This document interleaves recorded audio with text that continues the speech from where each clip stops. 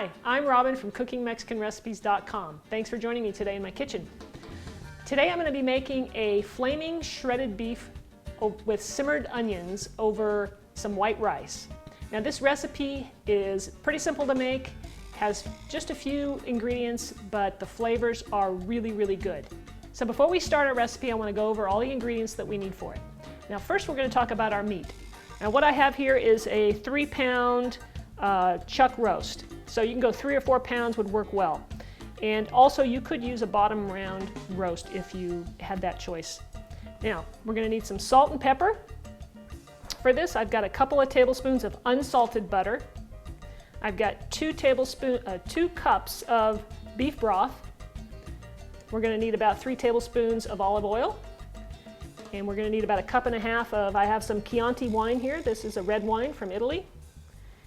And we're going to need about 1/2 cup of cognac. So let's start off with our roast. Now what we want to do first is when you first take it out of the refrigerator and you take it out of the package, go ahead and just pat it dry. We want it to absorb all of the extra liquid on the roast so that our salt and pepper will stick, and also so that when we're browning it, it's not steaming, it's actually just searing it.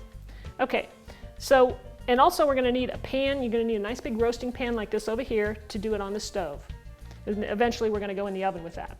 Okay, so we're going to start with salting our meat. So I'm going to generously add some salt to the whole thing and some pepper.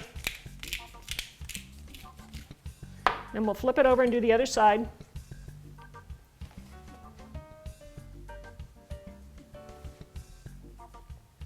Get that all around. You might want to pat it in a little bit. And of course we'll add some more of that pepper. And we'll be ready now to go over to the stove and brown this up.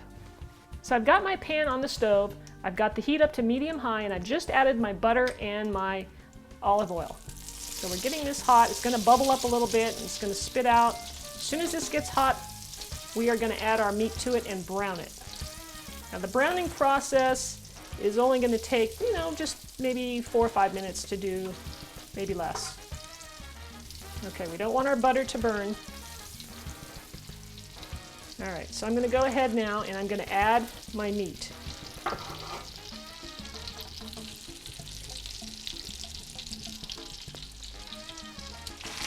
going to let it sit. Now I'm not going to move it. I'm just going to let it sit there for about probably 3 minutes.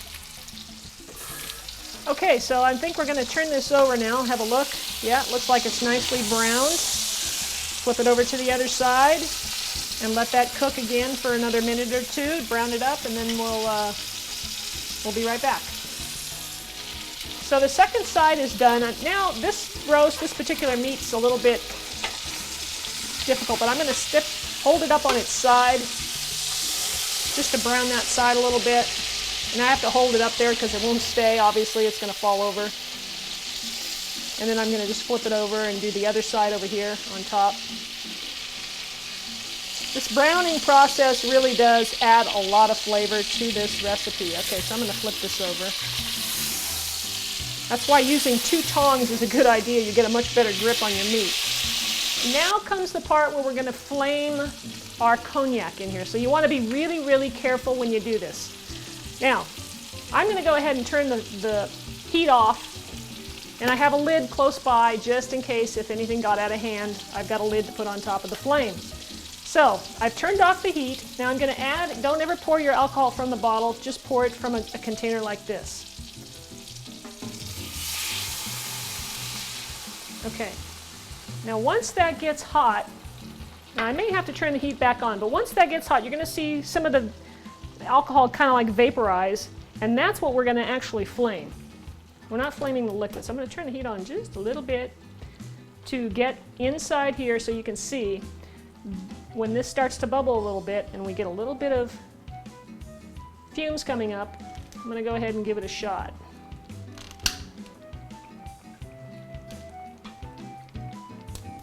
Okay, there it goes. Now, I'm just going to let this flame, it's going to burn off. The reason we do this is we want to burn off the harshness of the alcohol, and it's going to leave behind a nice flavor.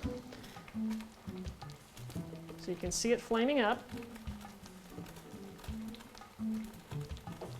And you can turn the flame off.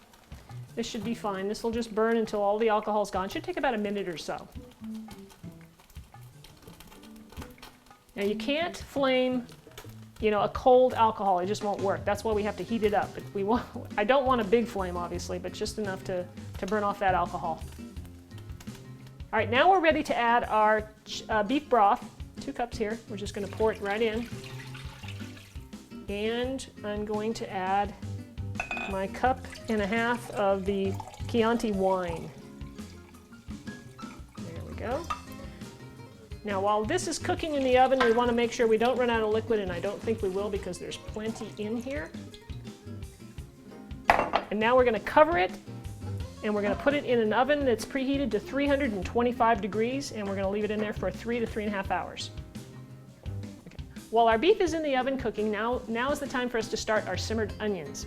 Now we're going to need about 4 yellow onions, thinly sliced, and I'm going to show you basically how we're going to cut those up.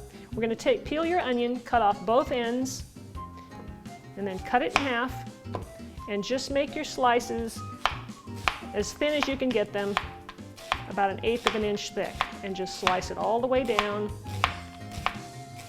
and that's it. The rest of the ingredients for the simmered onions are, we need 1/2 cup of unsalted butter. I need 3/4 of a cup of red wine vinegar. Here we have 1 cup of the red wine that we used for the beef, the Chianti wine. And I've got 1/2 cup of sugar, 1/2 teaspoon of salt, a little bit of olive oil, and some pepper. First we're going to put our heat on, medium-high. I'm just going to add just a little bit of olive oil to the pan and the butter. I'll let this melt. Once this melts, then we can add our onions. All right, our butter has melted, so now I'm going to add my onions. It seems like a lot, but they do cook down. Certainly don't want to make more than can fit in the pan. All right, so now I'm going to add all the other ingredients. So I'm going to add the wine. Start with that. And 3/4 of a cup of the red wine vinegar. This really adds an amazing flavor to it. And we're going to add our 1/2 cup of sugar.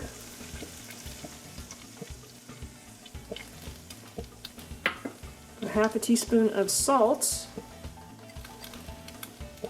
And I'm just going to give a little bit of pepper in there.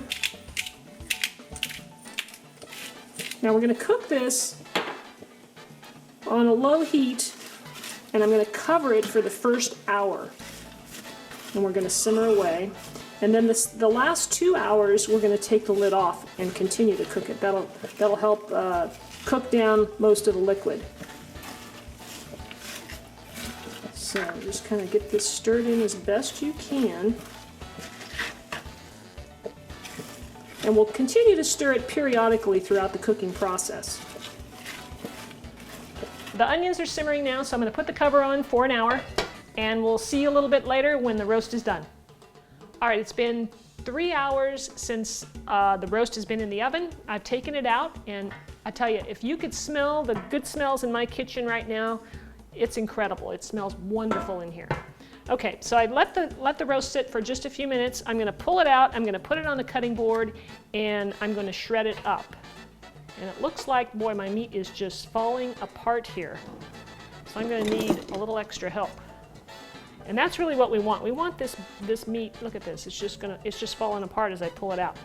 And that makes for a really nice shredded beef.